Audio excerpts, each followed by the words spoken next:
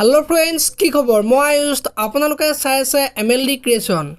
रेंगनी चेनेলত सम्प्रचारित হৈ থকা ছবিমান ধাৰাবাহিকখনৰ সোমবাৰৰ খণ্ডটো চাবলৈ বহুত বেছি ইন্টাৰেষ্টিং হ'ব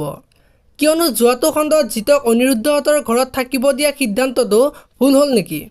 সেই কথাটো মাকে অনিৰুদ্ধক কৈছে আৰু অনিৰুদ্ধই যে 3 দিনৰ ভিতৰত ৰিমলি আৰু জিতৰ সম্পৰ্কটো শেষ হৈ যাব সেই কথাটো মাকক কোৱা দেখিবলৈ পাইছিল আৰু তাৰ কাৰণে মাকক যিমান পাৰে সহায় কৰিবলৈ কৈছে আৰু মাকক সকলো ফালৰ পৰা মাফ কৰি দিব আৰাধ্যাক কথাটো নকবলৈ কয় আনফালে অনিৰুদ্ধই ডক্টৰৰ ওচৰত যাওঁতে আৰাধ্যাৰ যে বেমাৰটো ভাল হোৱা নাই সেই কথাটো ক'লে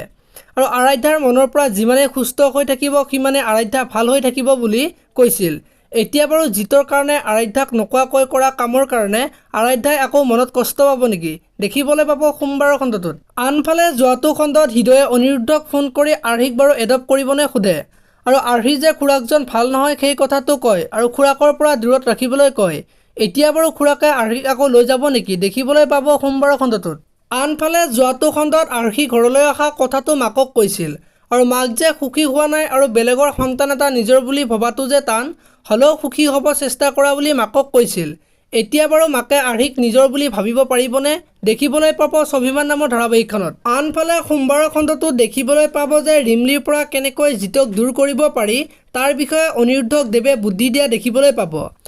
আৰু আৰ্হিয়ে অনিৰুদ্ধৰ মাকৰ ওচৰত গৈ আইতা বুলি মাতিব আনফালে আৰ্হিৰ খুৰাকৰ ওচৰত পুলিচ আহিব আৰু পুলিচে বাৰু আৰাধ্যাৰ পৰা আৰ্হিক লৈ যাব নেকি দেখিবলৈ পাব সোমবাৰৰ খণ্ডটোত আপোনালোকে স্বাভিমান নামৰ ধাৰাবাহিকখন চাই কেনেকুৱা পায় কমেন্ট কৰি জনাব যদি আপোনালোকে এতিয়ালৈকে ভিডিওটো লাইক কৰা নাই লাইক এটা কৰি দিব আৰু যদি চেনেলটো প্ৰথমবাৰৰ বাবে চাই আছে তেনেহলে চেনেলটো সাবস্ক্ৰাইব কৰি বেল আইকনটো প্ৰেছ কৰি দিব ধন্যবাদ।